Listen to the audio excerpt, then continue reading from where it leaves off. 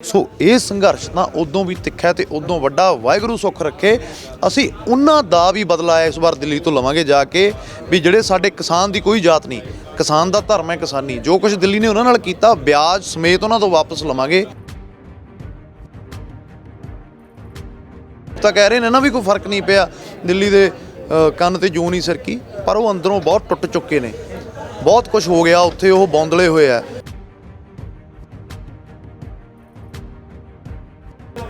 ਕਿ ਬਿਹਾਰ 'ਚ ਸਰਕਾਰ ਬੀਜੇਪੀ ਨੇ ਬਣਾਈ ਕਿਵੇਂ ਹੈ। ਬੱਚੇ ਨੂੰ ਸਾਰੀ ਰਾਤ ਹੀ ਚੋਣਾਂ ਦੀ ਗਿਣਤੀ ਚੱਲਦੀ ਰਹੀ। ਮੇਰੀ ਸੁਰਤ ਦੇ ਵਿੱਚ ਅੱਜ ਤੱਕ ਕਦੇ 12 ਵੋਟਾਂ 'ਤੇ ਕੋਈ MLA ਨਹੀਂ ਹਾਰਿਆ।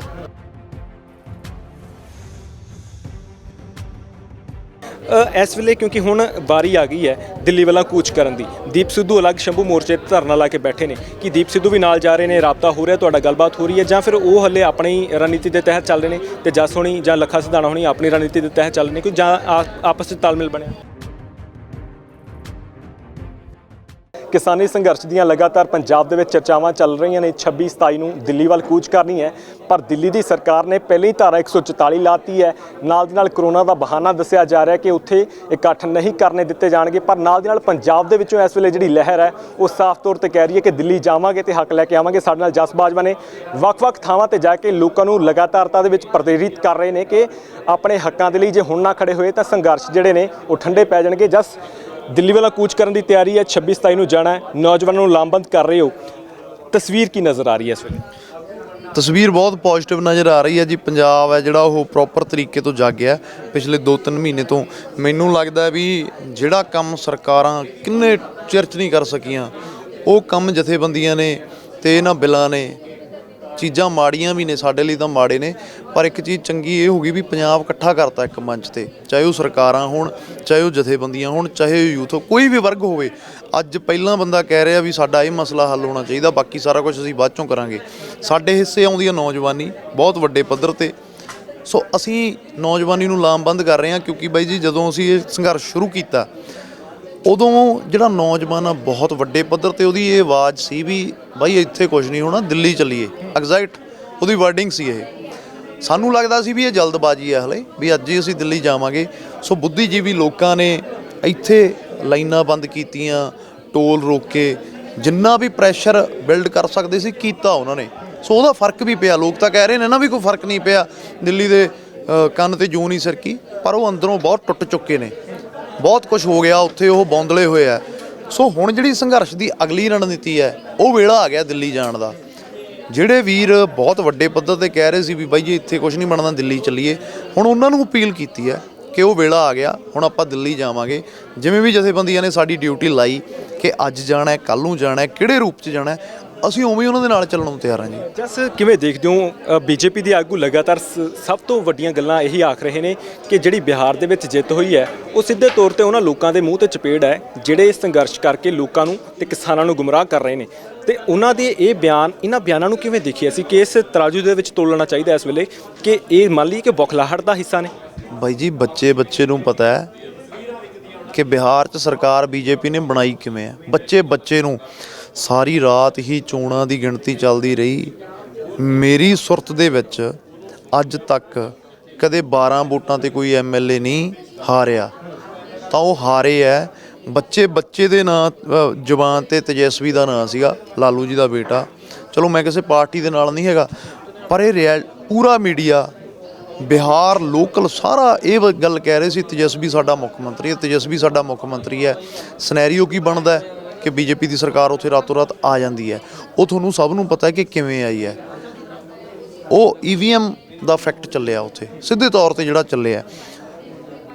ਬਿਹਾਰ ਇਲੈਕਸ਼ਨ ਤੋਂ ਪਹਿਲਾਂ ਸਾਡੇ ਨਾਲ ਬੀਜੇਪੀ ਦੇ ਵੱਡੇ ਜਿਹੜੇ ਲੀਡਰ ਸੀ, ਜਥੇਬੰਦੀਆਂ ਨੇ ਇੰਨਾ ਪ੍ਰੈਸ਼ਰਾਈਜ਼ ਕਰਤਾ ਸੀਗਾ, ਬੈਠਣ ਨੂੰ ਤਿਆਰ ਸੀਗੇ ਉਹ ਕਿਸਾਨਾਂ ਦੇ ਨਾਲ। ਜਦੋਂ ਬਿਹਾਰ ਦੀ ਇਲੈਕਸ਼ਨ ਹੋ ਗਈ ਅਤੇ ਉਹ ਜਿੱਤ ਗਏ, ਉਦੋਂ ਬਾਅਦ 'ਚੋਂ ਵੱਡੇ ਲੀਡਰ ਵਿੱਚੋਂ ਸਕਿਪ ਹੋ ਗਏ। ਉਹ ਕਹਿੰਦੇ ਜੀ ਨਹੀਂ ਜੀ ਤੁਹਾਡੇ ਨਾਲ ਤਾਂ ਜੀ ਆਹ ਬੈਠਣਗੇ, ਉਹ ਬੈਠਣਗੇ। ਚਲੋ ਅਸੀਂ ਫਿਰ ਵੀ ਉੱਥੇ ਗਏ, ਗੱਲਬਾਤ ਕਰਕੇ ਆਏ।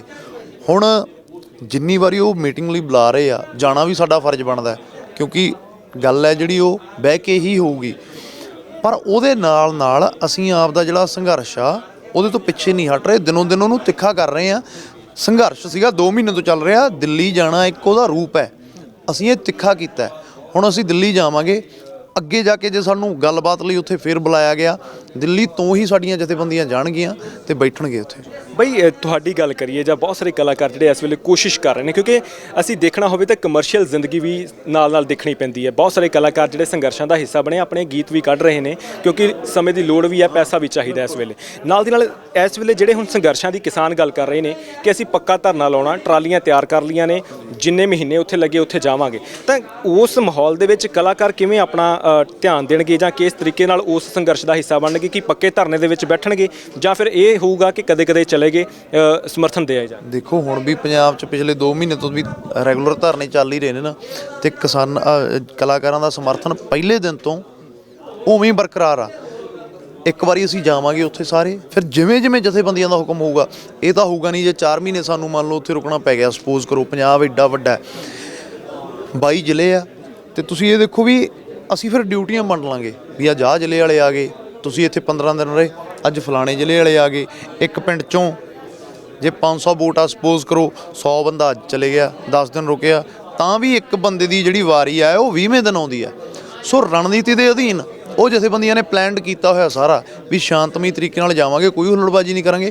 ਉਵੇਂ ਹੀ ਅਸੀਂ ਜਿਹੜੇ ਕਲਾਕਾਰ ਵਰਗ ਆ ਸਾਡਾ, ਜਿਵੇਂ ਜਿਵੇਂ ਜਥੇਬੰਦੀਆਂ ਸਾਡੀ ਡਿਊਟੀ ਲਾਉਣਗੀਆਂ ਵੀ ਤੁਸੀਂ ਅੱਜ ਆਉਣਾ, ਤੁਸੀਂ ਕੱਲ੍ਹ ਨੂੰ ਆਉਣਾ, ਅੱਧੀ ਰਾਤ ਨੂੰ ਆਉਣਾ, ਦੁਪਹਿਰੇ ਆਉਣਾ, ਉਵੇਂ ਉਵੇਂ ਅਸੀਂ ਉਹਨਾਂ ਦੇ ਨਾਲ ਸਮਰਥਨ ਕਰਕੇ ਚੱਲਾਂਗੇ ਜਿਵੇਂ ਹੁਣ ਤੱਕ ਚੱਲ ਰਹੇ ਹਾਂ। ਆਖਰੀ ਸਵਾਲ ਤੁਹਾਡੇ ਕੋਲ, ਕਿਉਂਕਿ ਇਸ ਵੇਲੇ ਜਿਸ ਤਰੀਕੇ ਨਾਲ ਸੰਘਰਸ਼ ਚੱਲ ਰਿਹਾ, ਚੰਗਾ ਚੱਲ ਰਿਹਾ, ਵਿੱਚ ਗੱਲਾਂ ਇਹ ਵੀ ਚੱਲ ਰਹੀਆਂ ਕਿ ਆਪਸ ਦੇ ਵਿੱਚ ਮਨਮੁਟਾਵ ਵੀ ਹੁੰਦੇ ਰਹੇ ਨੇ ਇਸ ਵੇਲੇ, ਕਿਉਂਕਿ ਹੁਣ ਵਾਰੀ ਆ ਗਈ ਹੈ ਦਿੱਲੀ ਵੱਲੋਂ ਕੂਚ ਕਰਨ ਦੀ। ਦੀਪ ਸਿੱਧੂ ਅਲੱਗ ਸ਼ੰਭੂ ਮੋਰਚੇ 'ਤੇ ਧਰਨਾ ਲਾ ਕੇ ਬੈਠੇ ਨੇ, ਕਿ ਦੀਪ ਸਿੱਧੂ ਵੀ ਨਾਲ ਜਾ ਰਹੇ ਨੇ, ਰਾਬਤਾ ਹੋ ਰਿਹਾ, ਤੁਹਾਡਾ ਗੱਲਬਾਤ ਹੋ ਰਹੀ ਹੈ, ਜਾਂ ਫਿਰ ਉਹ ਹਲੇ ਆਪਣੀ ਰਣਨੀਤੀ ਦੇ ਤਹਿਤ ਚੱਲ ਰਹੇ ਨੇ ਤੇ ਜਸ ਹੋਣੀ ਜਾਂ ਲੱਖਾ ਸਿਧਾਣਾ ਹੋਣੀ ਆਪਣੀ ਰਣਨੀਤੀ ਦੇ ਤਹਿਤ ਚੱਲ ਰਹੇ ਨੇ, ਕੋਈ ਜਾਂ ਆਪਸ ਵਿੱਚ ਤਾਲਮੇਲ ਬਣਿਆ? ਦੇਖੋ ਮੈਨੂੰ ਨਹੀਂ ਲੱਗਦਾ ਵੀ ਜਦੋਂ ਗੱਲ ਪੰਜਾਬ ਦੀ ਆ ਗਈ, ਠੀਕ ਆ, ਪੰਜਾਬ ਦੇ ਉਹਨਾਂ ਨੇ ਹੋਰ ਬੜੇ ਮੁੱਦੇ ਚੱਕੇ, ਉਹ ਵੀ ਜਾਇਜ਼ ਨੇ, ਮੈਂ ਸਹਿਮਤ ਹਾਂ ਉਹਨਾਂ ਨਾਲ, ਪਰ ਉਹ ਸੰਘਰਸ਼ ਵੀ ਨਿਕਲਿਆ ਤਾਂ ਕਿਸਾਨੀ ਮੋਰਚੇ 'ਚੋਂ ਸੀ ਨਾ। ਸੋ ਪਹਿਲੀ ਗੱਲ ਕਿਸਾਨੀ ਦੀ ਹੋਣੀ ਚਾਹੀਦੀ ਆ, ਉਹਨਾਂ ਨੂੰ ਨਾਲ ਜਾਣਾ ਚਾਹੀਦਾ ਸਾਡੇ ਦਿੱਲੀ। ਤੇ ਰਹਿ ਗਈ ਗੱਲ ਦੂਜੀ ਕਿ ਉਹ ਵਾਹਵਾ ਚਿਰ ਤੋਂ ਹੋਏ ਵੀ ਕਹਿ ਰਹੇ ਸੀ ਵੀ ਜਥੇਬੰਦੀਆਂ ਦਾ ਜੀ ਇੱਦਾਂ ਜੀ ਚੰਗਾ ਮਾੜਾ ਕੁਛ ਬਹੁਤ ਜਥੇਬੰਦੀਆਂ ਬਾਰੇ ਪ੍ਰਚਾਰ ਉਹਨਾਂ ਨੇ। ਜਥੇਬੰਦੀਆਂ ਤਾਂ 2 ਮਹੀਨੇ ਹੋ ਗਏ, ਬਿਲਕੁਲ ਇੱਕ ਨੇ ਨਾ, ਅੱਜ ਤੱਕ ਥੜਕੇ ਨਹੀਂ ਤੇ ਅੱਗੇ ਵੀ ਨਹੀਂ ਥੜਕਣਗੇ। ਸੋ ਤੁਸੀਂ ਇੱਕ ਮੌਕਾ ਤਾਂ ਦੇ ਕੇ ਦੇਖੋ ਨਾ, ਤੁਸੀਂ ਪਹਿਲਾਂ ਹੀ ਕਿਵੇਂ ਅੱਜ ਤੋਂ 2 ਮਹੀਨੇ ਪਹਿਲਾਂ ਕਈ ਬੰਦਿਆਂ ਨੇ ਕਿਹਾ ਵੀ ਇਹਨਾਂ ਨੇ ਤਾਂ 10 ਦਿਨ ਨਹੀਂ ਚੱਲਣਾ, 2 ਮਹੀਨੇ ਲੰਘ ਗਏ, ਸਟਿਲ ਚੱਲ ਰਹੇ ਆ, ਅੱਗੇ ਵੀ ਸੰਘਰਸ਼ ਨੂੰ ਤਿੱਖਾ ਕਰਨ ਦੀ ਰਣਨੀਤੀ ਬਣਾ ਰਹੇ ਆ।